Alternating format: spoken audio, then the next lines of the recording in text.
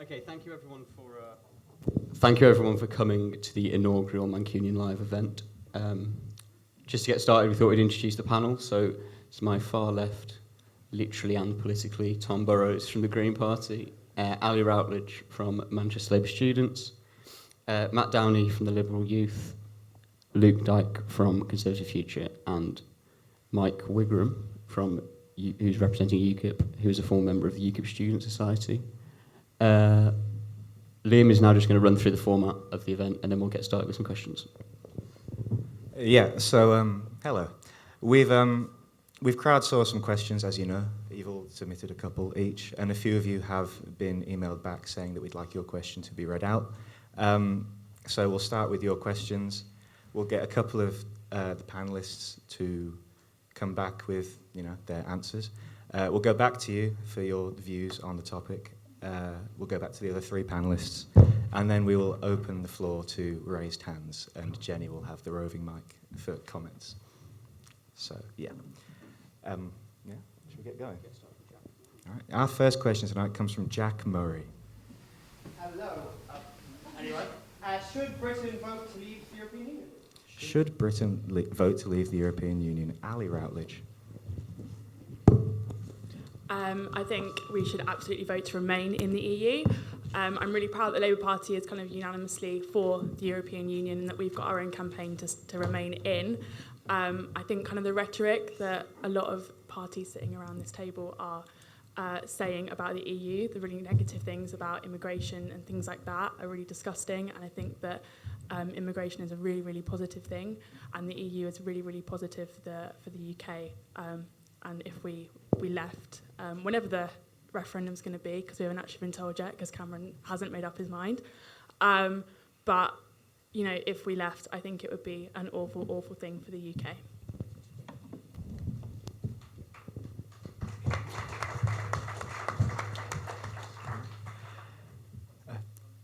Mike Wigram, how would you come back to that? Well, no surprise from me. Absolutely, definitely vote to leave the European Union. We had the benefit today of, yesterday, having some of the details of the deal come out. And have anyone seen the papers this morning? It's absolutely awful. Let me give you a little bit of a breakdown of what we're getting. On ever closer union, we're getting a statement that is recognised the UK is not committed to further integration. On red tape, a statement that the EU must increase efforts towards enhancing competitiveness. On economic sovereignty, a statement that the European countries will respect the rights of non-participating Euro members. On migrant benefits, we're getting an emergency break that the EU still has control over. They decide whether or not we get to apply it or not. And on a red card to veto laws, that only applies if 55% of national parliaments say that they don't want to have a directive, and that will trigger a discussion in the council. If 55% of national parliaments don't agree with the directive and the EU is forcing it on us, something is absolutely wrong already. So, absolutely terrible deal that we're getting, and it shows what the Tories are trying to do here. When Douglas Carswell left the Tories to join UKIP, the reason he stated for this was because he was in a Tory strategy meeting on this, and they told him the Tories were trying to give people just enough to make them remain. They're trying to con the people into getting them to vote to remain. I can give you all the details of things like arguments on trade, but you'll hear that probably again. Yeah, can we keep it a bit more succinct than all the details on trade? No, yeah, I'm just saying I'm going to leave that to the debate in the future. I'm sure Nigel Farage will make that in upcoming European debates. But the case that's not really made very often is a left-wing case, and it should be. The left should be at the forefront of the campaign to leave the EU because it's so corporatist. The overburdens of regulation makes it very hard for small businesses to compete with the admin departments of large businesses. Wage compression resulted from mass migration. If we could just... Yeah, benefiting profits. Benefiting companies with more profits, and this going against workers with lower wages. The Green Party had £200 billion the Green Party will answer this later, thank you. Jack Murray, what do you think? Well, I was very much a wait and see what the renegotiation is, and we sort of reached that juncture, and it seems to be a little bit empty in many regards. I don't think it's an attack on Cameron. I think that's an attack on the European establishment, really not wanting to play game and play ball. So at the end of the day, I don't think this is a debate that needs to be along party lines. Everyone's entitled to their opinion, and left and right, and people have that opinion, and we'll see how it goes. Matt Downey, what's the Lib Dem position? We like Europe. Europe is good. Europe is fantastic. We love Europe. We really couldn't love Europe more. We love Europe so much that our last leader was very European, had a Spanish wife, Dutch heritage, Russian heritage. It's our thing. The European Union is great. Have you noticed that we've not been at war with France or Germany recently? That's pretty good. I'm happy about that. And that's largely down to the fact that we are all part of one political community. When we have a problem with France or Germany or anywhere, we go into a room and we have a discussion. We elect people to the European Parliament and we have a vote in the European Parliament when we disagree, rather than getting guns and making more guns. There is a huge economic argument for staying in the European Union. We have a lot of jobs which are dependent on trade from the European Union. If we were to leave the European Union, it is possible that Britain could thrive. Britain could do reasonably well. I think we'd do better if we remained a member of the European Union. If we were to do well outside of the European Union, we'd have to have a deal very similar to Norway and Switzerland, where they give Norway gives slightly less money to the European Union than we do, but they give more per capita, and they don't get a say in any of the decisions. We give less per capita and have a say in the decisions. Let's stay in the European Union.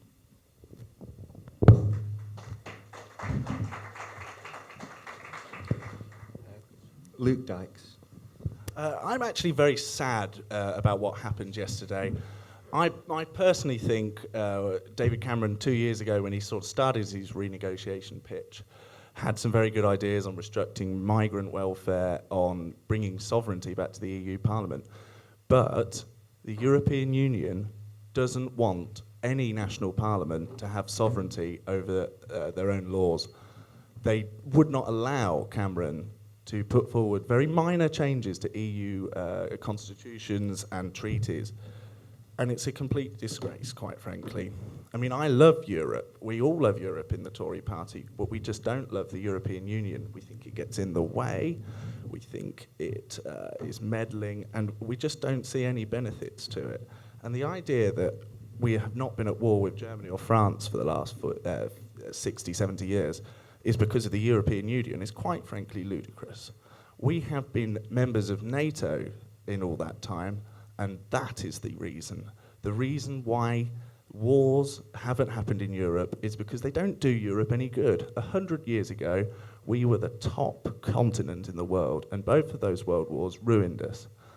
The countries in Europe have seen that wars don't do them any good and have completely left that idea of democracy behind and that idea of doing sort of politics. And the idea that, as well, that the EU Parliament debates laws and blocks them is not actually correct. The EU Parliament has no say over laws. It can amend them and it can say, we don't quite agree with this, but it can't fundamentally block them. It is a completely non-elected body, the EU Commission and the Council of Europe, that decide the laws and put forward any changes to UK law. And that's why I think we should leave the European Union.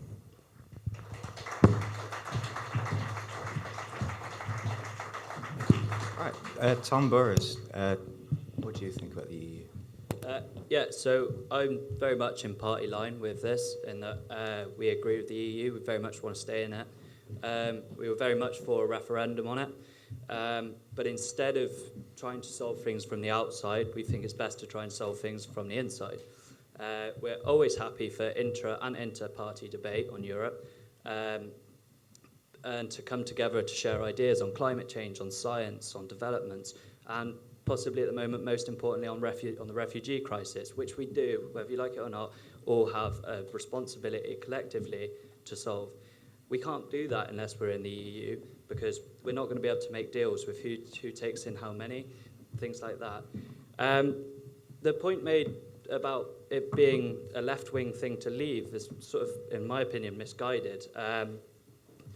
We've got things such as TTIP, which we massively disagree with, but that's not a result of the EU, nor is it a byproduct. It's simply just a misuse of it. It's bad politics, that's all it is.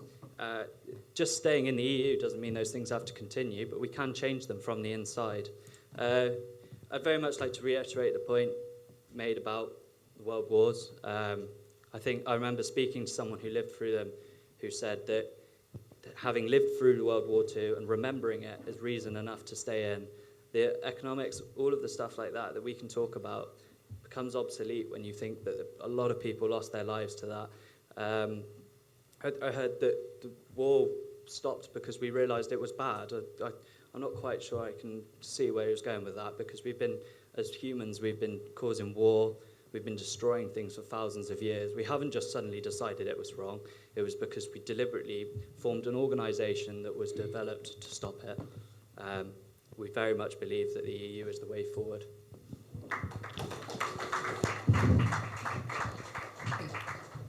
Right, well, we're going to open it up to a few hands from the audience. So has anyone got any comments, questions, anything for the panel? Yes, at the back.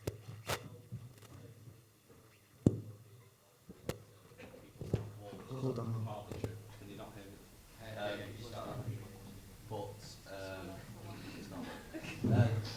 We joined it because our economy was in decline, and that was one of the big reasons. The European community was much of a growing community with a lot of the national GDP, the global GDP.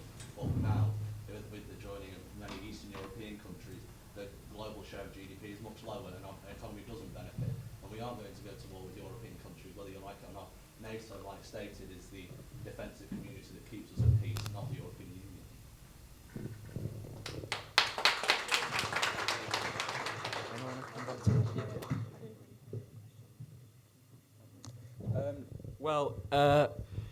It's very easy to say, oh, well, we're not going to go back to war in Europe. That's an argument which was put forward before World War I, because there was increasing economic cooperation. There was the build-up of arms. People said, oh, we'll never go to war because it would be too much of a disaster. And then war broke out, as I seem to recall, and it went quite poorly. Okay, fair enough. NATO does also have an impact. I'm not going to deny that NATO is a thing which has had an impact.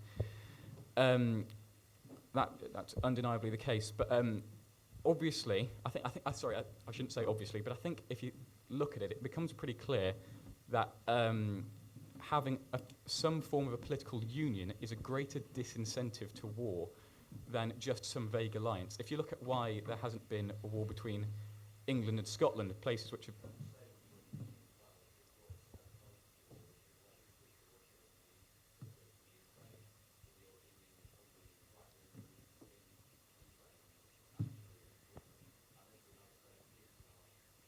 Okay, I'll get to that in a second.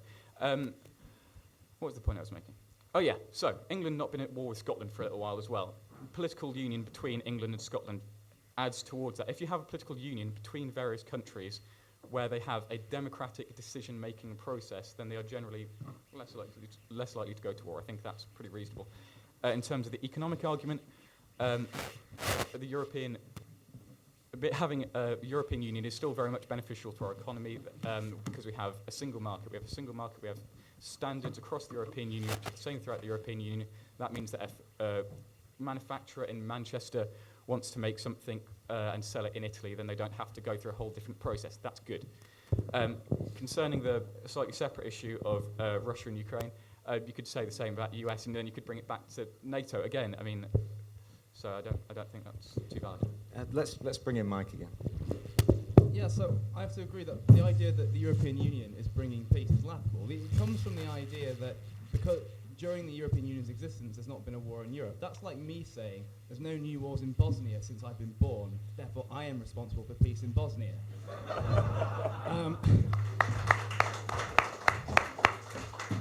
What prevents war is not political independence, it's economic independence. It's about that they trade together, they benefit from each other. We are far beyond the case of European nations going to war. We're not going to declare war on France the moment we leave the European Union. And I completely agree with what you said at the back there, that the European Union has directly contributed to the war in Ukraine. By trying to take away Russia's circle of influence around it, we have provoked them into what they've done in Ukraine in recent times. So it's absolute nonsense that the European Union is responsible for peace.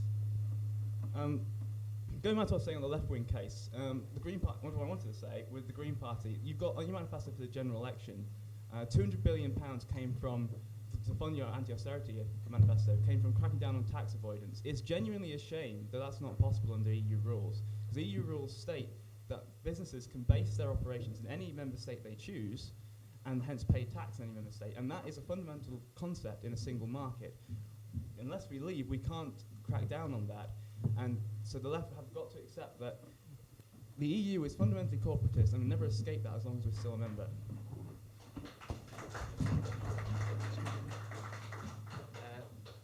We're going to move away from the EU question now. If questions in the audience could just speak up, because we're having obviously some technical problems with the microphone. Turn it down. Teo, could we? Hey. Our next question comes from Josh Woolas. So if you could make yourself... What effect has Jeremy Corbyn had on British politics since his election as leader of the Labour Party? Luke, we'll come to you first.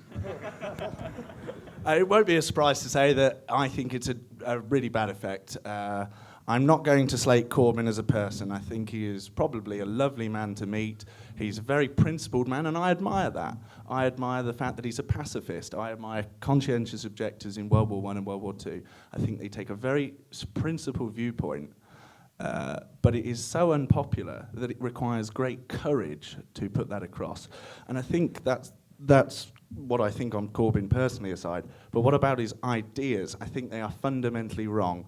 What he said about the Falklands the other day was just a disgrace. There's no other words for it. 3 people voted against the current situation that we have in the Falkland Islands. 3 people on the Falkland Islands, and yet he says we should have a change, we should have a debate about it. Quite frankly, that is wrong. We should not be intimidated by a fascist gang of a country that wants to do that to sovereign people in the Falkland Islands. On defence policy, I think he's dangerous for this country. I think on Trident, I think he's dangerous. On tax, I think he is wrong. We at the moment have a situation where, yes, the 1% richest have got richer, but they also pay more tax than they ever have paid. They pay over 30% of tax in this country, of income tax in this country. If you use Jeremy Corbyn's policies, you make the rich less rich, but you also make the poor a lot poorer. You ruin wealth creation and you ruin tax take. Luke, if you could start to wrap up, Luke. It seems that Jeremy Corbyn's policy is to make the poor poorer so long as the rich are less rich. So long as they are equal, they are all equally miserable. Ali, if you'd like to come in on this one. Well, obviously I completely disagree with what you've just said.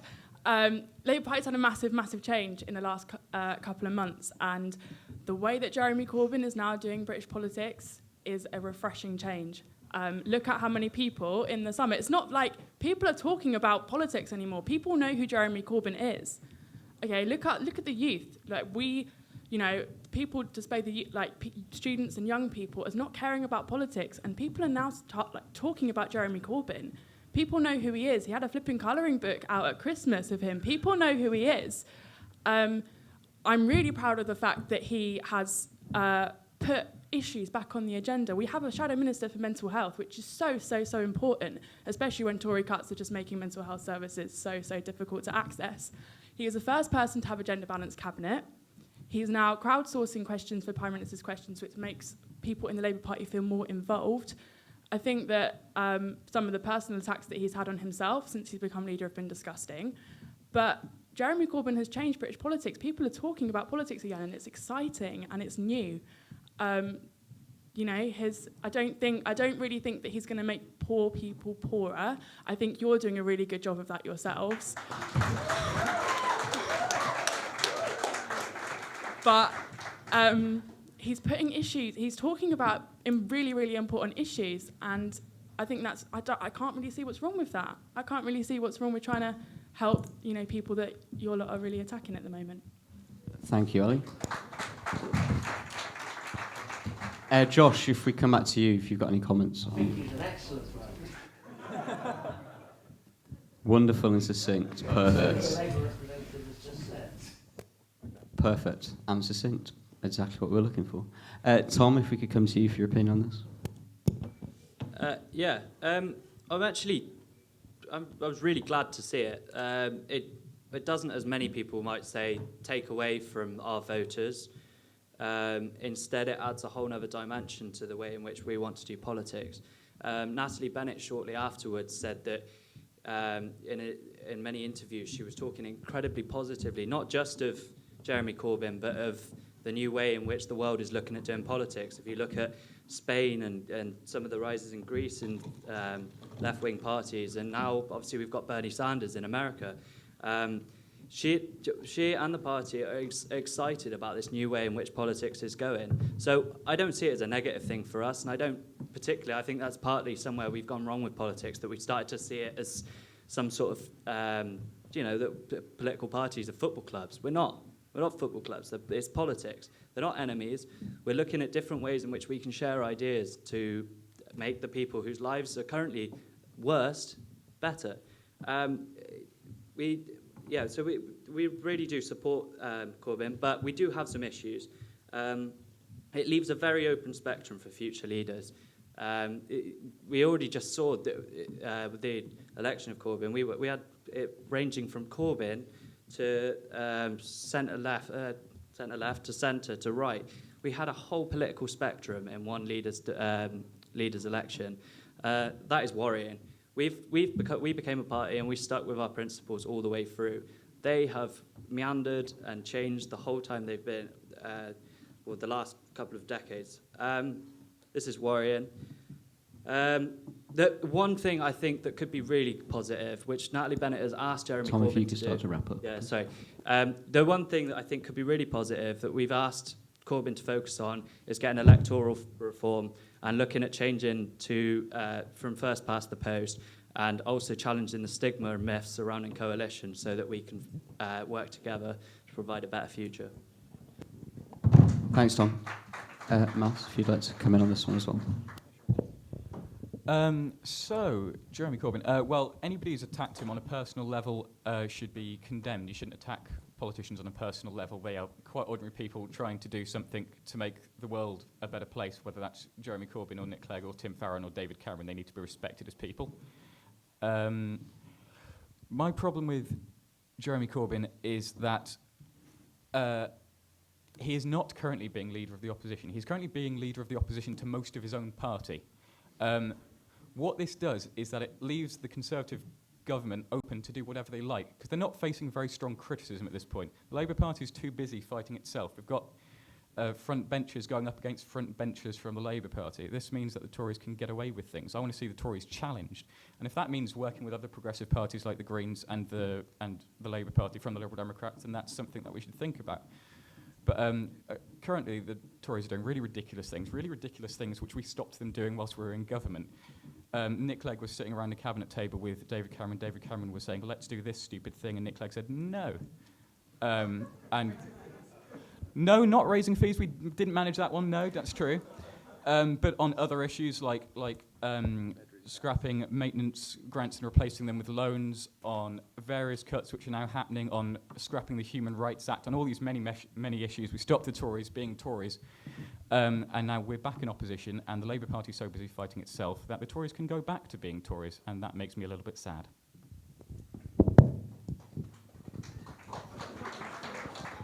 And Mike, if you'd like to. Well, actually, on a number of areas, I actually like Corbyn. I think it's refreshing to see more genuine politicians in the two main parties. There are very, very few of them, very few conviction politicians on the front bench of either of the main parties at the moment. But apart from being very principled, I don't really agree with him much other things. I think his sort of policies are quite dangerous for our country. He opposes Trident. Now, in the general election with this question, we told time and time again by military chiefs, by ex-defense secretaries, that Trident has to remain. With new threats emerging from Russia, from ISIS, we do not want to be abandoning Trident. He has a no-shoot-to-kill policy on terrorism. He said that we should bring in the migrants from Calais, because there's not too many, but it's a very dangerous precedent to set that, so I'm sure those 3,000 will be replaced almost overnight if we set that precedent. And on economics, he was one of the people who thinks we should have spent more during Labour's reign. Now, Labour sent us down the financial toilet when they were in power. Spending more would have made us even in a worse situation. Our credit rating would be worse. We'd be getting less investment in this country now. It would be a disaster to have Corbyn's economic policies in place in this country. Okay, we'll just come back across to Alex. I'm sure she'd like to retort to a few issues there, and then we'll open up to the floor. Okay, firstly, what you've just said about the migrant crisis, I think is actually quite offensive. I'm sorry, I think Britain should be doing their bit with taking refugees. And I think that you're talking about an open door policy. I'm sorry, we have an international responsibility, and I'm so proud that the Labour Party are talking about that. You said that they're going to come they're going to come in unprecedented numbers. Mike, if you just... said, which he did, that he would let the migrants from Calais in, but it's only 3,000. Now, these are people trying to illegally enter the country, and he would just let them in. And what I said was, that's a dangerous precedent to set, because as soon as you do that, more will arrive the next day. That's what I said. Right, well, I don't really think that's the case, but okay. The other thing about people kind of questioning the values of the Labour Party, I think the Labour Party have values no matter who their leader are. I think that we know who we stand for. We know what we stand for. Just because we have Jeremy Corbyn as a leader who has taken the Labour Party in a bit of a different direction, that doesn't mean that we should all leave and join different political parties. It means that we are the Labour Party. We are, the party of the working people, of people wanting to do better for themselves but not making them worse off. If Corbyn stayed in the party under Blair, shouldn't, all of them were kind of centre-left or even right. I wouldn't agree that any of the candidates that stood were actually right-wing, but I would say that, we have to... Say Liz Kendall's right-wing. She's a member of the Labour Party. I don't think she's right-wing. I think that's, another media myth that you're kind of lapping up. But I think that the Labour Party we're a principled party, and we are a broad church. We pride ourselves in the fact that we're a broad church, and we work together, and we have policies and things like that come from all different wings of the party. The fact that you're saying that Jeremy Corbyn is the leader of the opposition within his own party and not being in opposition to the Tories, I think it was the Labour Party's campaigning that reversed the tax credit policy, wasn't it? No. Was it not? It was the House of Lords. Okay, guys, we're going to have to open this up to the audience. So if there's anybody in the audience got any questions or comments, we'll go with the gentleman in the brown jacket.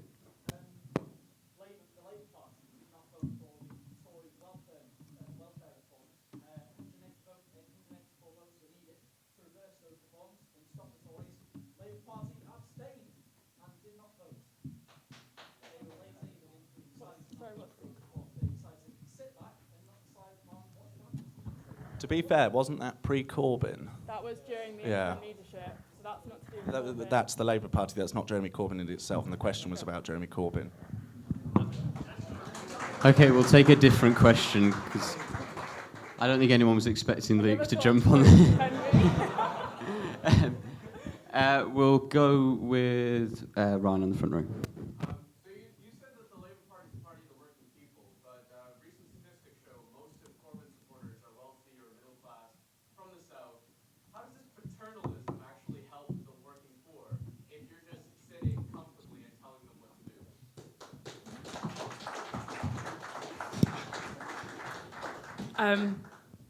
Well, as a white person, middle class person from the South, I guess I fit that mould.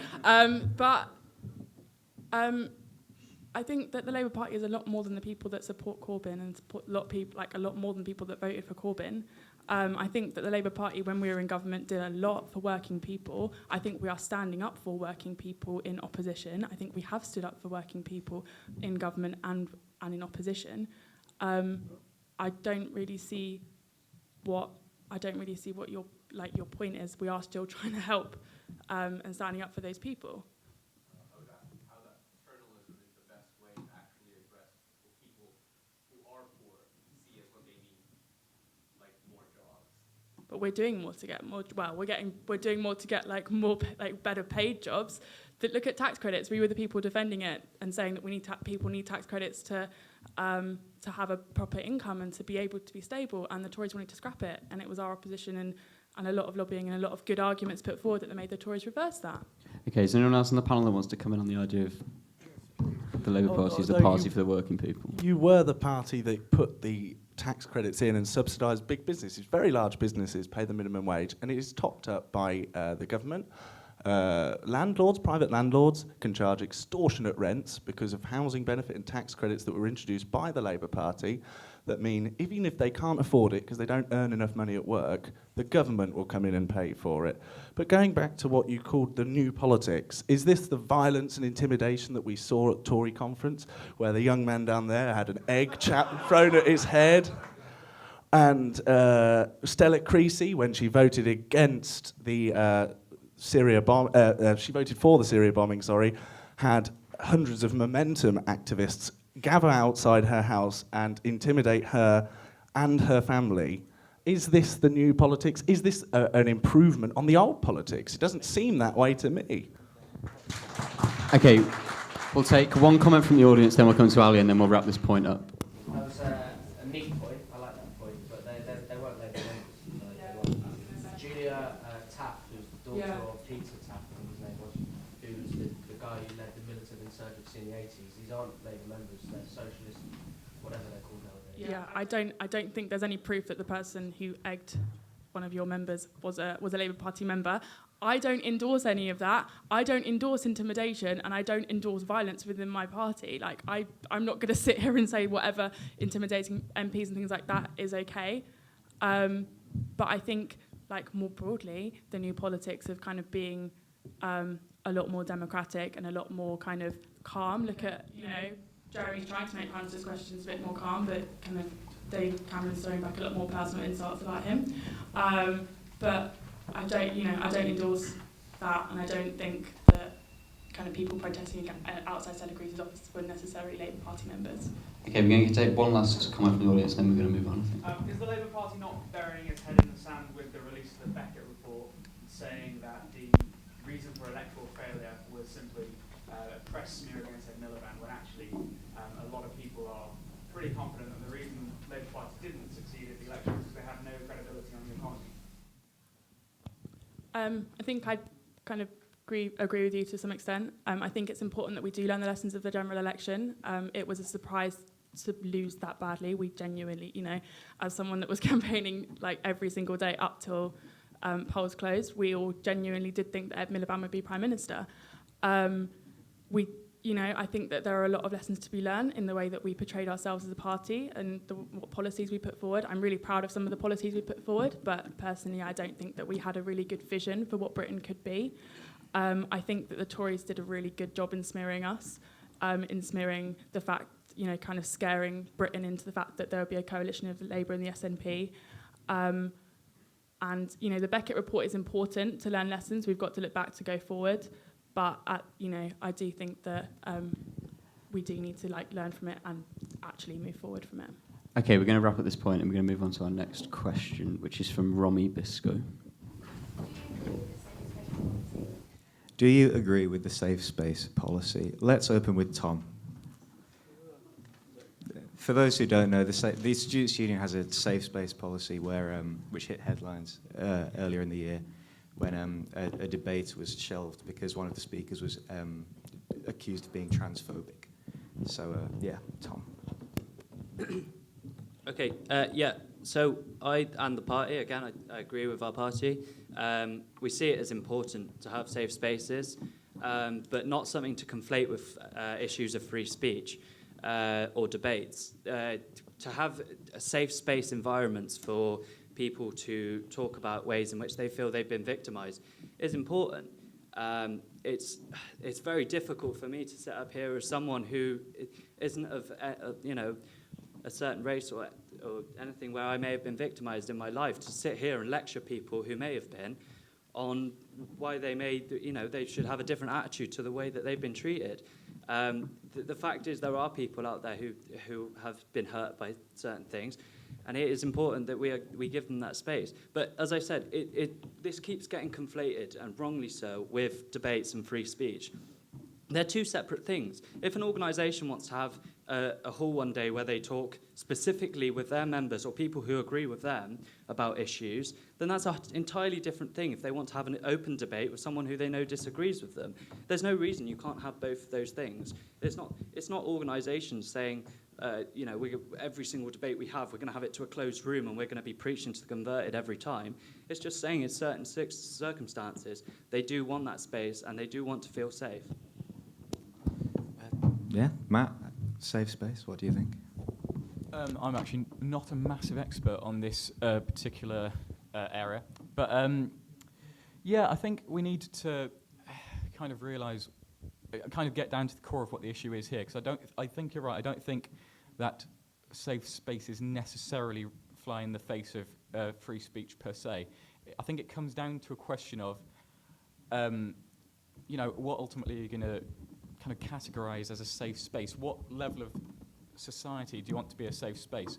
You wouldn't invite somebody who, denied your identity into your own home. Your own home is your own property. You wouldn't want them there spouting things which are to you bigoted. And then some people suggest that perhaps we don't want those people so much airing those views within the student community, because people feel, funny enough, like the student community is their home. And I think there's a balance to be drawn, and I'm not actually an expert, and I don't know what the balance is. We'll go back to Rami. What do you think?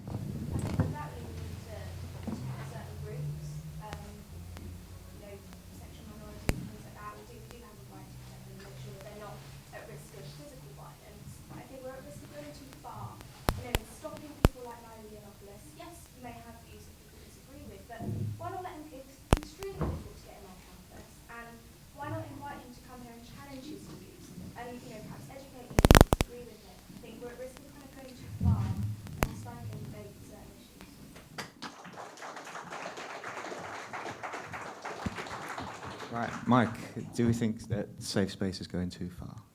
Absolutely gone too far. I absolutely agree with the last point there, that it's going too far, and we're getting to the stage now where university is no longer a place of critical thinking. If ideas are as abhorrent as people say they are, then they should be able to be easily torn down by critical analysis from people at universities.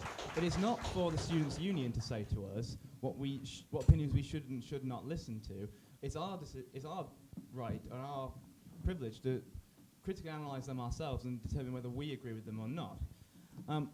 And safe space policies have led to ridiculous ideas of everyone can be offended by absolutely anything.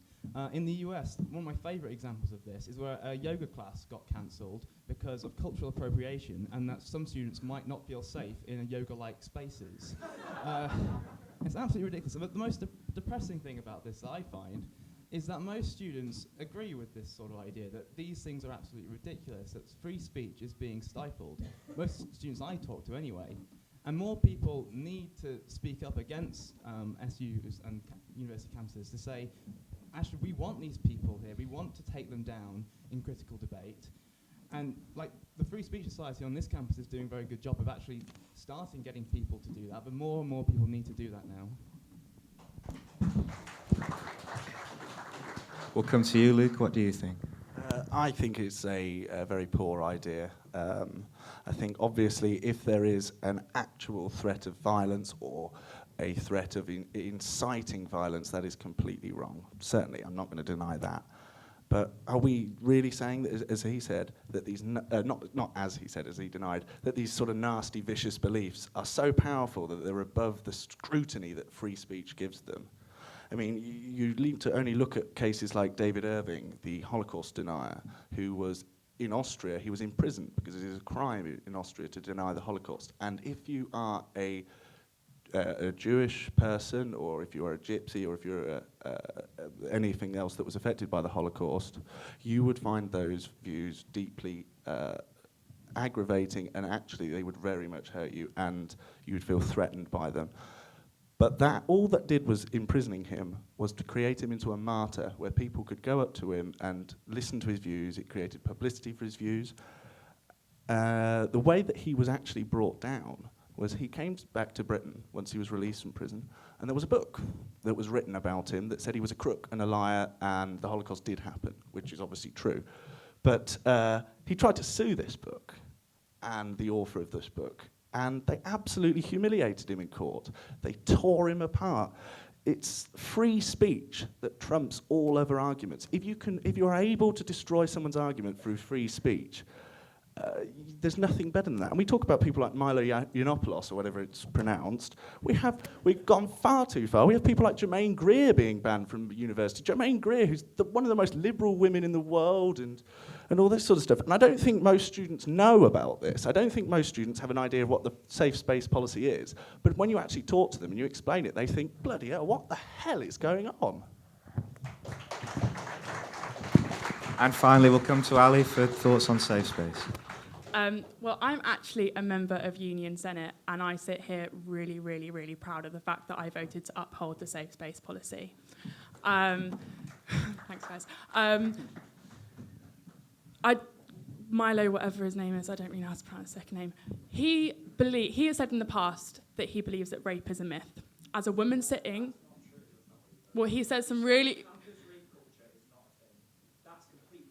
Well, okay, if he said that campus rape culture is a myth, as a woman sitting in my union, that doesn't make me feel safe. Can you not challenge him, though? Can you not No, I invite him in and could, say but that's I wrong think- and prove that? I think the safe space policy, the whole incident was very misunderstood.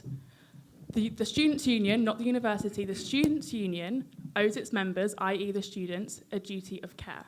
It was the students' union that said that those speakers couldn't speak. The Free Speech Society could have held that event in any other building in the university, just not in the students' union. Okay? There is a huge difference between freedom from speech, but also freedom from hate.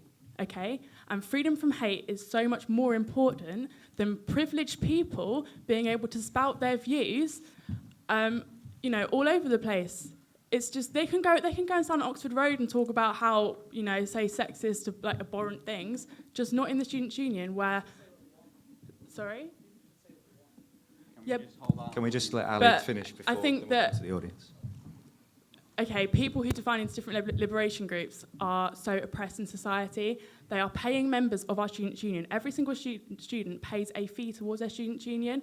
We elect our officers to, uphold policy to protect us, and they owe us a duty of care to protect us. So I think that the safe space policy is really, really important. What some of the exec officers got online or to their face after the decision was made was absolutely disgusting. The fact that some of the exec officers were getting death and rape threats because of the decision that was made as the exec team is awful. And yet when this was raised with the Free Speech Society, they didn't say anything back and didn't say it was their problem. I think that it's really important that we do have safe spaces on our campuses. I think it's important that we protect people from hate speech, especially when they're so oppressed in society anyway. Right. We're going to take a few questions from the audience and comments. Yes, you were there. Hello.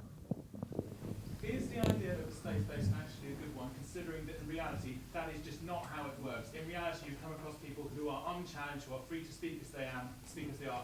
Wouldn't it actually be better to properly be able to challenge them instead of feel like you're mollycoddled and in a safe space when actually that is just not how the real world works? So, who wants to come in on how the real world works? Is that not how the real world works? I mean, if you're a woman in a business and somebody said to you something so incredibly offensive, like I can't remember what the thing he actually said was, campus rape culture doesn't exist, rape is a myth, whatever. One of those things. If somebody said that to you in a workplace environment, you would report them. They would quite possibly face disciplinary action. And I think it's not unreasonable to say that a student campus should deal with these things in a kind of a similar way to that, not stifling free speech. Like you said, that they could have used any other university room for the debate, just not actually in the union. That seems like not an unreasonable, moderate position to me. I mean, if the thing can take place anyway, but just not actually in these particular rooms, it's not really a big stifling of free speech, as far as I can tell. And I mean, you've got to also bear in mind the damage that words can do. We often act as if sticks and stones can break my bones, but words can never hurt. That's bollocks. People with serious mental health problems, if you subject them to hate speech, that can lead to self-harm. That can lead to suicide.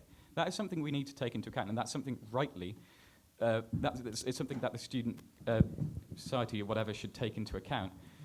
And I'm not saying, therefore, that all decisions in terms of safe space, like banning yoga or whatever, are good, and I'm not saying that all decisions are bad either, just that there's, some kind of a middle ground, and we shouldn't pretend that it's the end of free speech as we know it, or that if we have somebody on campus, it's the end of the world either. All right, we'll take a couple of more comments from the audience. Yes, at the back, and then Jess at the front, and then we'll move on. Yeah, I was going to say, do you not agree with the points these two guys are making about challenging the views? Surely that's the best way to go about it. Nick Griffin went on Question Time in 2009, and the BNP, after that, were destroyed because he got absolutely hammered by everyone, and he got shown to be what he was. He was a bigot, and that's, that sort of effect. That's what we should be looking at. We shouldn't be closing views down. We shouldn't be saying you can't say this. We should ridicule people. I think the law, or things like safe space, is just too much of a blunt instrument. We've got to ridicule views, have them out there in the open public debate. Ali, if you want to reply, but keep it quick. Keep it what? Keep it short. Okay. That's okay. I kind of get challenging people's views, but the whole thing about liberation is that it should come from the groups who define into those different liberation groups. So if the LGBT society say they don't feel comfortable with someone being in the same room as them because they have transphobic views, we should respect that. And also, the whole safe space policy, like I've already said, it's not to do with the University of Manchester. It's to do with Manchester Students' Union. They could have gone to the pub, any other university room, and had that debate where they were going to spread hate views and stuff. It's just that the union exec team didn't want that to happen. I think, I think that, as I said, the union owe their members a duty of care. I don't think it's shutting down debate. I think it's actually just protecting the more vulnerable members of our students in society. All right, we'll take one more comment from the audience, and then we have to move on because we're pressed for time. Yeah, Jess. You said that you felt threatened by him coming. Okay, so as a female, I was really looking forward to it. So does your feelings from my access to information that I could have gotten if the student union didn't block him speaking? And what does it say about the student union as a whole, as what it stands for, if it prioritizes feelings over thought, discussion? Just very quickly, and then we have to. I'm not trying to trump anyone's view. I just think it's important that if you didn't feel offended by that, then that's that's fine. But I did, and many of my peers did, and I don't think that I would have wanted to attend that debate because it was about whether feminism is I can't remember, it was about feminism or something like that, and I would have actually wanted to attend that. But if there's going to be a speaker there that kind of offends me and makes me feel unsafe, then I didn't want to that's not a position that I'm willing to put myself in. Just as a note, when the actual safe space policy was being debated in Senate, I can report, and if anyone else in this room was in Senate, it was probably one of the most uncomfortable situations I've ever been in. There was lots of shouting, and there was so much aggression. Someone actually got to get removed and things like that. So I think that, that wasn't really free. I think there's a difference. There was a huge kind of hatred and aggression behind it that was kind of far beyond what freedom of speech aims to do. Right, we're going to bring in Mike very quickly, then move on. Yeah, well, I think I'm not alone in the room when I think that if you're so fragile that you get, and you're so upset by these sort of views being heard, then just don't go to the event. You can free to protest the event if you want, but don't ruin it for everyone else who does want to go. I'd just like to bring some wisdom in from on Cecil Rhodes' debate from Chris Patten, Chancellor of Oxford, regarding removing of sort of unpleasant ideas from university courses and debates. We do not want to turn our university into a drab, bland suburb of Seoul where the diet is intellectual porridge. Absolutely bang on, agree with that.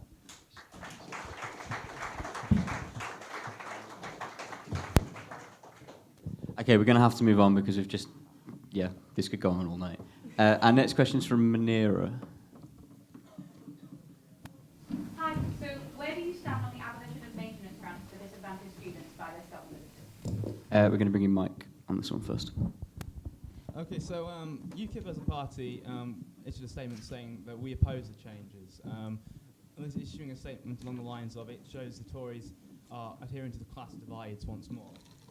I personally have to disagree with my party on this one. think it'd be better if more people can say that actually on these sort of panels, because not everyone agrees with everything the party says.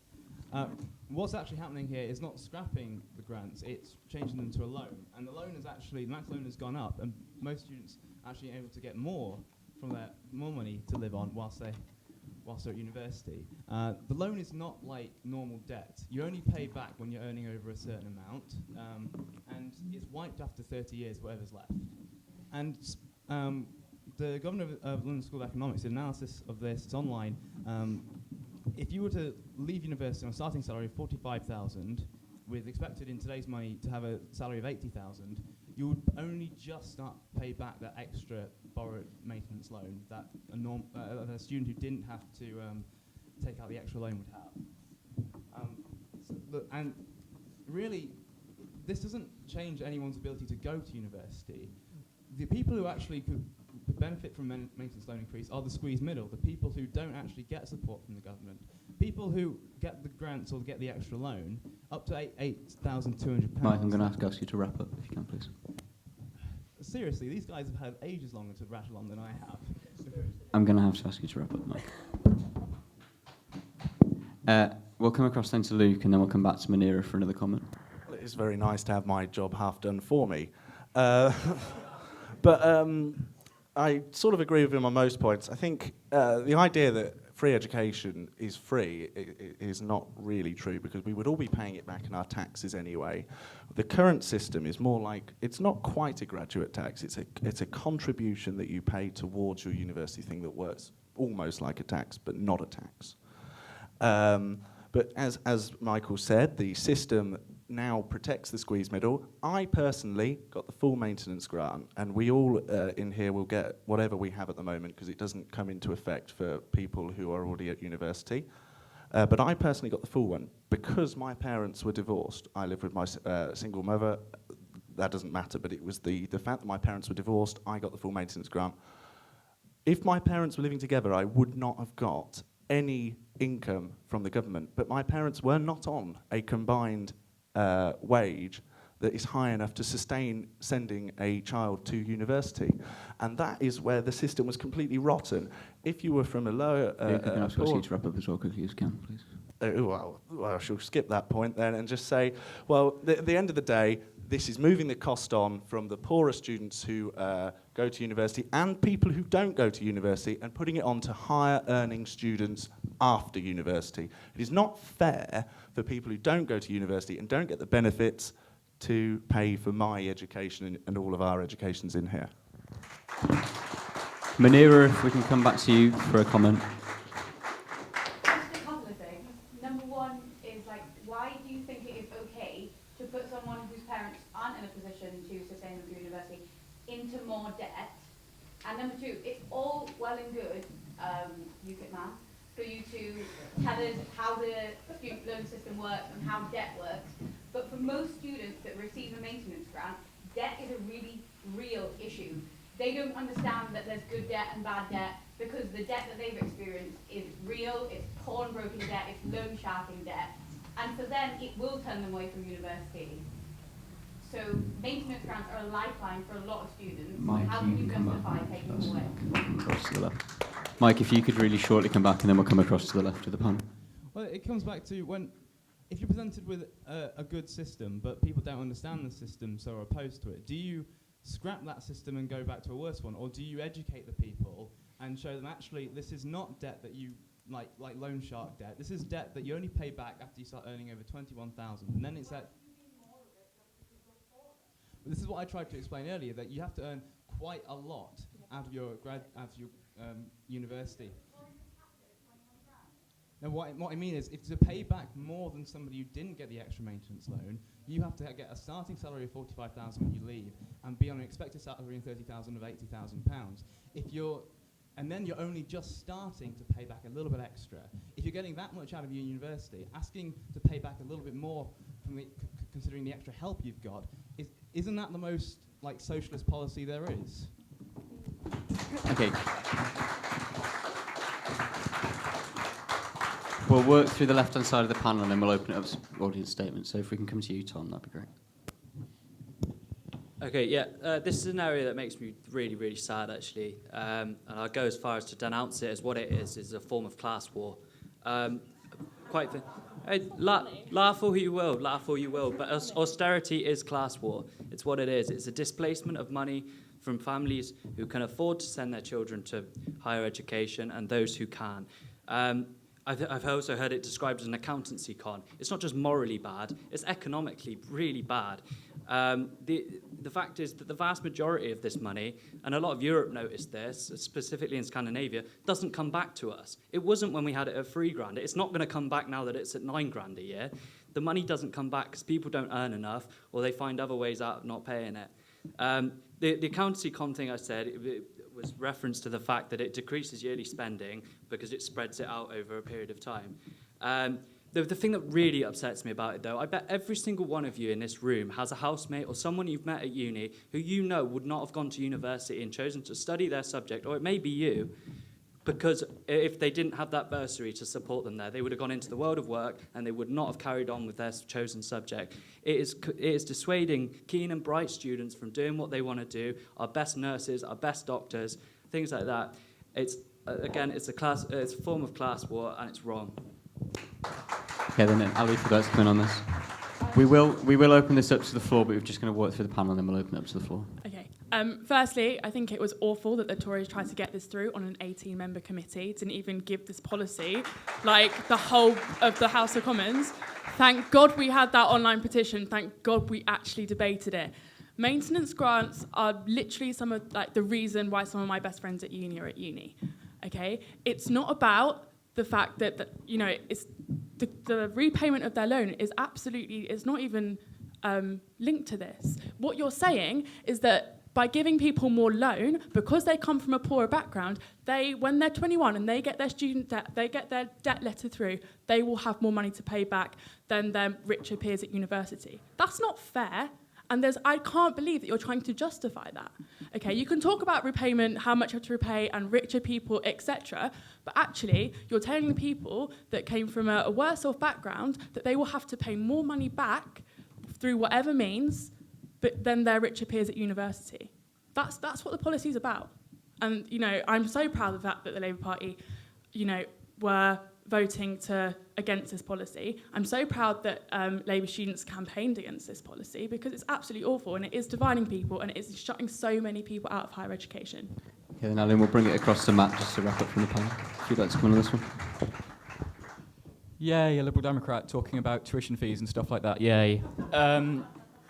So, I mean, I can't really say anything which could give my party less credibility on this issue, so I've kind of got a free rein here. We need to offer, I think, actually more support for people who go to university rather than, looking at, do we fiddle with whether it's a grant or it's a loan? I think actually it's not the biggest issue in the world that there's been a change. I think overall it was a bit of a pointless change. But I don't think it's the biggest thing in the world. I think we just need to look at actually giving more support to people to encourage them to go to university and to encourage them to go into further education and various levels of training. Actually stop focusing on university so much and focus on other levels of training. And actually possibly even, radical idea, focus more money on early years because that's where we know that there's the biggest chance of increasing somebody's life chances.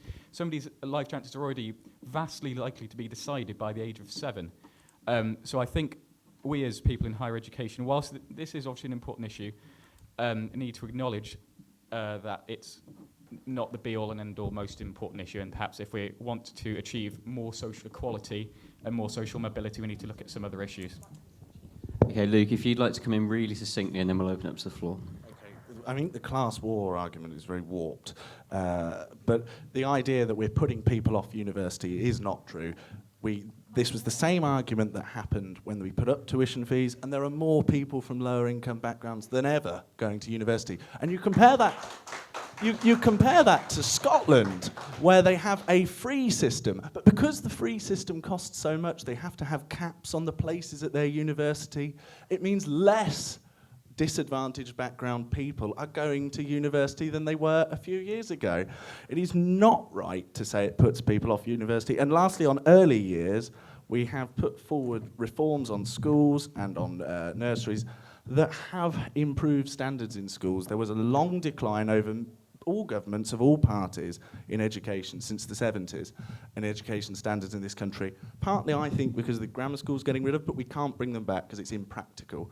But we have reformed these and standards are now up. So we are helping Thanks to the people Lib in their Dems, by early the way. life. May well be thanks to them, but it was a Tory minority government. We had the bigger party in that. Okay, Luke, we're going to bring the audience in. So there's a gentleman in the back left corner in the grey pullover who put his hand up ages ago, who will bring him first. Ali said what I was going to say, but basically, like, UKIP guy was saying that you're going to... Sorry, I didn't get your name. It's Mike. Okay, hi. Basically, you were saying that, you know, it's capped, you're going to pay the same amount as anyone else who goes, but you're going to pay it for longer. Like, anyone who is poorer has more debt, they pay it back at the same rate, they pay it back for 10, 20 years longer than someone who got less of a loan. And that's the problem, is you're paying more for your whole life, just because you're poor when you went to university, because of your parents. That's the problem with it, basically. Mikey, let's come back. Okay, so I explained this before. You don't pay it back for longer because it's after 30 years it gets wiped. I tried to explain that that if you graduate with a £45,000 starting salary, then you're only expected to pay just a little bit more, and then the rest is wiped. It is though. Look up the system. It's not about the paying back. This policy is not about what you pay back. It's about how much you have to pay back given the background that you came from when you went to university. And exactly what I'm saying, that you would pay back exactly the same as someone who didn't get extra maintenance loan if you don't earn more than £80,000 in. Yeah, but it's not about what you own when you graduate. It's not about your, you know, how fast you pay it back. It's the fact that if you come from a poorer background, you will have to take out a bigger loan because your parents cannot subsidise you. Therefore, when you graduate, you will have more money to pay back. In whatever time, by whatever system. So Okay, let's bring the audience back in. If the lady at the back in the blue and pink sweater, let's go. Right, the Tories are doing a wonderful thing for the working class because under their new system that you're trying to implement, actually giving more working class people at university more money to live on, and that's their main concern for working class people. Can they actually survive university? Forget the repayments for a second, because that's irrelevant, because you have a job, you came out of your class situation. What matters most is can you actually get to university. And then the point was brought up about white nationalism. It has jack all to do with actually the finance system. There is no financial barrier here in the UK because it's free for point of use. It doesn't cost you to actually go to university. That's what we should be telling working class people. It doesn't cost you because thanks to the Tories, they're paying for working class people to attend university. Okay, can we bring in the left of the panel because this is turned into a rant and not a question. So does anyone on the left want to come back to this? Anybody at all from the left? Well, I think I fundamentally disagree with that. I think that access to university is more difficult for people from poorer backgrounds. You're shaking your head at me, but... I'm from poor background. I think I know what it's Oh, like. show mine, and I think it is. So Okay, am I, yeah, technically. this isn't Spartacus. Can we have can we let Ali finish her point, please? Oh, Manira, you're so great. You're talking about paying it back. You're talking about more. Okay, I agree. I think that we should have more money to live on when we're at university. Yes, our education is free at the point of use. However, the big problem with taking away people's maintenance grants means that every single student. You're shaking your head, but it's true. You know, every single student will have to borrow a different sum of money depending on their parents' job and their parents' income. That therefore means, because it's a loan system, it means that different people, because of where they came from, not where they're going, will have to pay back different sums of money. So just because the person who is sitting next to me in my lecture hall came from a poorer background than I did, they will be burdened with more debt than I will be because of my parents and their jobs. Where you come from should never, ever affect where you're going. Okay, we're not yelling from the back. This isn't a primary school. Can we take one more question from the guy on the second row and then we'll close up this question? I'd just like to ask what a Labour, Green or Lib Dem government would do with regards to tuition fees and maintenance grants. Would they get rid of them? How would it look? Would anybody like to come in on this again? Yeah, Matt, you feel free. Fabulous. Again, me talking about tuition fees. Yay, love this part. I think, actually, overall, the system that we have for tuition fees and grants at this point it's not terrible. It's not amazing. It's not terrible. possibly stop fiddling with it. It's not actually the thing which determines people's life chances. By the time somebody's already thinking about whether or not to go to university or whether or not to get an apprenticeship, the likelihood is a large part of, how much they're going to earn across their life is already decided. Let's focus on, giving people better primary schools. Let's focus on giving people more childcare. So that we can improve those kind of policies. One of the great things that the Liberal Democrats did in government was create the pupil premium, so that every school got additional funding per child on free school meals, and those schools were then given that money and they could spend it how they wanted, but directed towards improving the life chances of those children who weren't very well off. And it's already been shown that this is improving kids' life chances, and I think that's the kind of thing we need to focus on, less fiddling with stuff later on when people's life chances are already a bit decided. Okay, then we're going to take one last question, which is from George Siddle. Do you think more can be done to help refugees fleeing from the Middle East? That question, if you didn't hear it, was, should more be done to help refugees fleeing from the Middle East? We'll come over to Mike first for this one. Okay, so on the refugees crisis, we've got to understand there are two crises going on at the moment. There's one in Europe and one in Syria. The one in Europe actually is better referred to as a migrant crisis, because what we're seeing, even from the EU's own figures, which is the most sympathetic group on this so far, have said that 60% plus are not actually refugees, not fleeing a country with war. And if the EU's saying that, then it's probably going to be a lot worse. 80,000 asylum claims about to be rejected from Sweden so far, another most liberal asylum countries, they're going to be deported. And, well, the people who are coming across Europe are not the people who fled Syria with nothing. They're people who've managed to finance themselves to get across Turkey, to pay the smugglers to get into Europe, and now finance their trip across the rest of Europe to where they're trying to get to. So unfortunately, it is a migrant crisis in Europe. In Syria, though, there's a genuine refugee crisis. In Syria, most people who have got nothing, who are fleeing war, have gone to the camps surrounding Syria or in Syria. And that's where we should be looking to help people and take refugees from. Should we be doing more? Well, we're doing quite a lot in financing these camps there, and 20,000 is a good number. We should say maybe a slightly more, but bringing in large numbers of people into this country, where are we going to house them? There are homeless people in this country as it is. Are we shoving them further down the list? Really, more should be done to help people in that region, but bringing like hundreds of thousands of people, as what people would like to suggest, is not the best way forward with this. Okay, then we're now going to come across to Tom. Okay, yeah. First of all, I'm going to say I'm really sorry for taking on the role of Captain Hindsight here, but perhaps if we, hadn't started to bomb the hell out of places in the first place, we wouldn't have the issue to deal with. That said, I don't think that's just a hindsight issue. That is a future issue as well, in which we could maybe consider in future, when we have the option not to bomb somewhere, not to bomb it. I think this goes way back to the EU question and could have easily been answered as part of it, in my opinion. I do think that staying in the EU and working with with member states of the EU and lobbying countries, we could have actually gained deals for each country to accept their fair share proportionally to the room they have, to the jobs they have.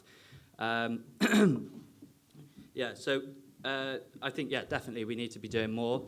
We have a world collective, a global responsibility to look after people, irrespective of borders. We are all one people, and quite frankly, I think it's about time we start looking after one another rather than looking after people just within our own nation, just because this was where we happened to be born.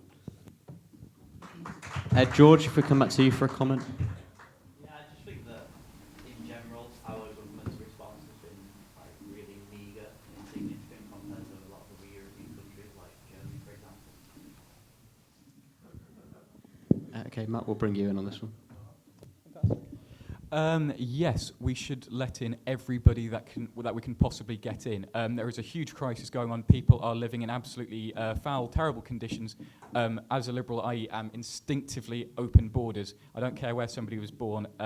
If you are able to get to the UK, come here and we will help you. We'll give you blankets and hopefully warmth and comfort and welcome.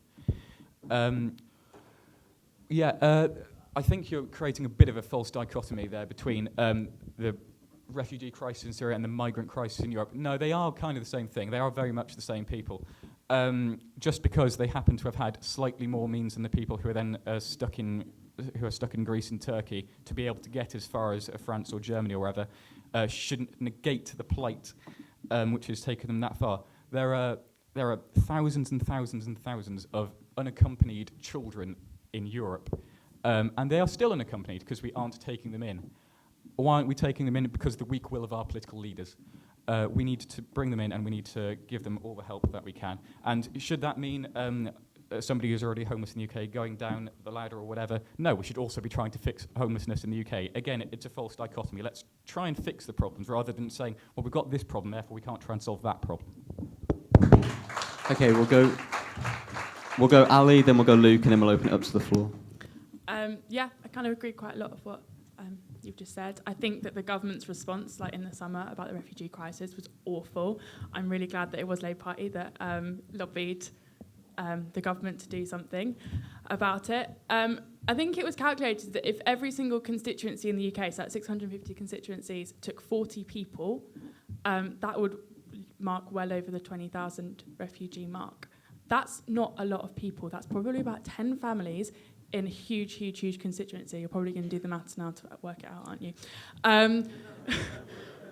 Absolutely, we should be doing more. I think it's quite offensive that you've just said that the people coming from Syria are really, really wealthy. If you look at the kind of means of transport that they're taking, they are putting their lives on the line. They're putting their children's lives on the line in a hope for a better future. They're not coming here to take all of our resources. They're coming because they want to be safe, because they have a government which is looking out to destroy them. Yes, absolutely, the UK could be doing more. We should be doing more. It is a crisis. That's the only way you can describe it. And yeah, I think the government wasn't great at responding in the first place. Can I respond directly to that? Can we bring Luke in, and then we'll bring you back in, and then we'll open it up to the floor. I mean, I agree with you. Of course, refugees are trying to make a better life for themselves, and it is a dreadful situation in Syria. And the sooner that is an end, the sooner everyone is sort of gets on and lives their lives and has a better life. But we've got to look at this realistically, and we have to look about what we can do as a country. Now, we are taking in 20,000. I think we maybe could take in more, but we have to have a look at that and a proper review of the amount we're taking in. Last year, we took... Oh, sorry, not last year. This year, we're going to be taking in 3,000 unaccompanied children, and we're going to be making sure that if these children are unaccompanied and they do have any sort of extended family anywhere in Europe, that they are located with them, because it is much more beneficial to an unaccompanied child, an orphan especially, if they are placed with family and people they know rather than complete strangers. I also think getting the refugees that we are taking from Turkey and the Lebanon, the camps, is a much better solution than taking them in from Europe. We do not want people risking their lives coming in on boats that are going to sink into Europe. We don't want to incentivize that and give money to the people traffickers, these criminals in these countries. And so we need to be spending more of our foreign aid budget. I don't normally say that sort of thing, but we need to be spending more of our foreign aid budget on helping Turkey and the Lebanon to provide for the refugees that are already there and that are, at the moment, living in squalid camps and are in a lot worse state than a lot of them in Europe. And we do have to also remember there are laws on taking refugees, the Dublin Accord, which says they get processed in the first country they come to. And that's, we talked about Calais earlier. The people coming in from Calais are already in a safe country. They are already safe. It is up to the French government. It is up to the French government to protect that. But I think we probably could do more, but we need to have a proper look at it. We need to save lives, not just do a knee-jerk reaction. Okay, Mike, we'll bring you in really briefly if possible, and then we'll open it up to the floor. Well, it's similar to what Lucia said on saving lives. I mean, if you genuinely want to save lives, then surely the best way about it is what the Australians did when they had a similar problem. Rather than incentivizing people to make the dangerous journey, to make the Mediterranean crossing, you should, and then whenever they make it, you say, oh, you've got asylum. We should be intercepting the boats in the Mediterranean, taking them to a neutral location, processing them to determine who are the refugees and who are the economic migrants, and taking the refugees. And if people who are, let's say, economic migrants are trying to make this journey, if they know they're not going to get there, they're going to stop going. They're going to stop financing these smugglers, and fewer people are going to die. That's what happened with the Australian case. When the Australians put a sort of ring of steel and sort of around them in their boats, in their Coast Guard, the deaths stopped, the boats stopped coming. Okay, we'll open this up to the floor. Can we go with the gentleman in the purple jumper at the back? So we're talking about incentives for migrants or refugees to come to the UK. The Australian case is very different, where they're largely economic migrants. There is a push factor coming from Syria, coming from Eritrea, forcing migrants to Europe. Unsurprisingly, when we stopped picking them up on the borders, say like a couple of years ago, even before this was an even bigger crisis, more refugees came. When we started doing it again, even more refugees came, and then when we stopped doing it again, when we started doing it again, even more refugees came, because that's not a factor that refugees are taking into account when they're making that. When they're fleeing violence, when they're fleeing persecution, they're not going, will I be picked up? They're going, will I be able to get somewhere? Because they're literally fleeing being bombed and Okay, Luke, if you want to come in on this. And I agree with you there. I just think it is, when we deal with refugees, we have to make sure that once the problem that has made them leave that country is over, they are able to go back to their old lives and move on and rebuild their country that they're from. We don't want Syria to turn into a country where the only people that stayed were involved with the fighting, because that won't help anyone. And I think a better way of doing that than having them in Europe is to make sure that they are in countries that are in that area and support those countries financially. If people know they are going to have a good quality of life being a refugee in Turkey or the Lebanon, a better quality of, or just as good quality of life as they will have in Europe, they will go to those countries. There's no argument about that. That is what will happen. And at the moment, we have a situation where people are risking their lives, and nobody wants that. Nobody at all. If you want to come back in again, that's fine. So a Kurdish person won't have a good time in Turkey. They persecute the Kurds, like Erdogan was an awful man.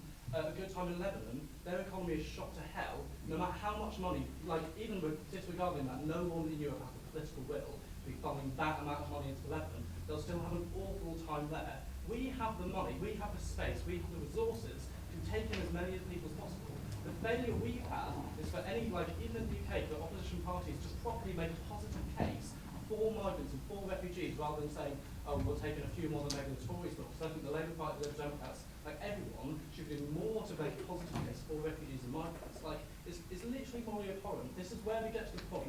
Like, I know it's hyperbolic to say it's like it's the 30s, but it is like it's the 30s. People are dying, and we're sitting here going like, oh, well, we could maybe if Syria ends at some point, we'll send them back. Syria, there's no end in sight for Syria. Yeah, there's like the Russians are involved. We're not going to get involved anymore because the Russians are involved. Like, if you give me a way that we're solving Syria, maybe we'll get to the argument about what it would be like afterwards, but we're not there. Okay, Mike, if you want to come in on this, and then we'll open the floor to another question.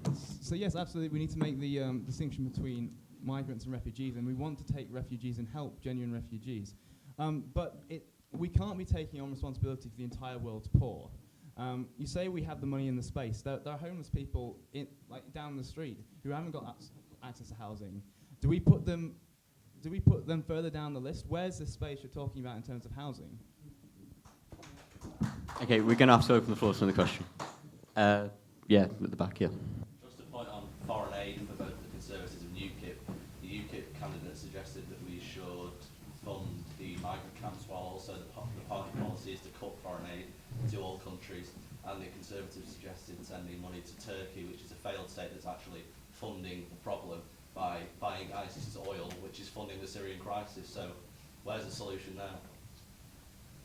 So can I hear again what you said about UKIP? Send foreign aid to the camps near Syria that the genuine refugees, in your opinion, are fleeing to, when you want to cut the foreign aid budget as well. So how does that work? So we're not saying that we want to entirely cut the foreign aid budget. We were saying we wanted to reduce the foreign aid budget from 12 billion to 4 billion by the end of Parliament, and that we wanted to use the foreign aid to genuinely help real humanitarian crises like Ebola crisis, like the Syrian refugee crisis, like Haiti and all that. Not to fund like a number of the projects that our foreign aid budget is currently funding, such as I think it was £30 million going to fund an Ethiopian girl band as part of a development project. Hundreds of millions of pounds going to reduce cow flatulence in South America. that sort of wasteful spending we want to cut out, but we want to use the 4 billion that we still spend to help genuine humanitarian crises. Okay, we're going to come down here to the bottom left. I just wanted to press you on this homeless list you keep referring to. You said accepting more refugees is going to shove homeless people further down the list. I wondered if you could point to any sort of measures that were being made to help the UK's homeless, which any of our efforts to help Syrian refugees has actually undermined in any way.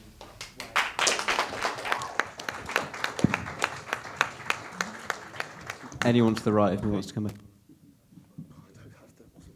So Luke doesn't want to touch the mic, so Mike, if you want to come back in again. So we're spending money to house refugees here, either in social housing or in hotels, bed and breakfasts. Isn't that money that could be used to help homeless people here? Would it have been if we hadn't have done that? Yes, why not? It wasn't before, so how is it being taken away from everyone? We're trying our best to increase social housing. There are people on social housing lists that are waiting for long periods of time before getting onto. The reason we have homeless crisis here is because we don't have enough social housing for people. If we're saying that we have all this spare money to just house and pay for refugees to go into bed and breakfast and whatever, then where is this homelessness problem coming from? Surely that money, should go towards help homelessness in this country. Okay, then Matt, if you want to come Well, the reason that we have a problem with homelessness in this country is because we don't invest enough in housing and because we have a ridiculous planning system. What we need to do is massively reduce planning regulation, move towards having a land value tax, and let people let the free market build a lot more houses, and we need the state to also build a lot more houses. But because we have a housing crisis, and we therefore shouldn't let in immigrants or refugees, is nonsense. Again, it's a false dichotomy. What we should do is try and tackle both problems rather than say we can't tackle the other one because we've not finished tackling this one yet. The government's not doing very much to tackle the housing crisis. It's not doing very much to help with homelessness. It's not doing very much to increase the housing stock. And so we should be doing those things, and then we should also be letting in more refugees. And we do have the resources and the capacity. We are not a very urbanised country. We do have the capacity to have a lot more housing. We do have the capacity to have more infrastructure. We do have the capacity to have more teachers and doctors. And by the way, perhaps if we had a more open borders kind of system, we'd have more doctors and nurses coming in to help support the health system, as they have done since it was formed. Well, can I come Luke, back on the... this is going to be our last comment. That we're Luke, not doing enough as a government to support house building and that. We have £270,000, 70,000 people being helped onto the property ladder by Help to Buy, which is fuelling house building. We also have the highest level of house building since 2007. We were pledging to build several hundred thousand more houses by the end of our time in government. And also, we built more council houses in our 5 years of government than Labour did in 13 years of government. How many of those houses are affordable? Council Guys, I'm going to have to cut you off because unfortunately we are totally out of time. So thank you if you submitted a question that we didn't have time to get around to. If I could have a round of applause for our panel, that would be great. And thank you very much for coming. Thank you for showing an interest. And on behalf of the Mancunion, I should just point you towards the Women in Media conference that's taking place March the 4th to the 6th, which is more than one day. So thank you. Thanks very much for coming, guys. And thank you to Teo and everyone at Fuse TV for doing this.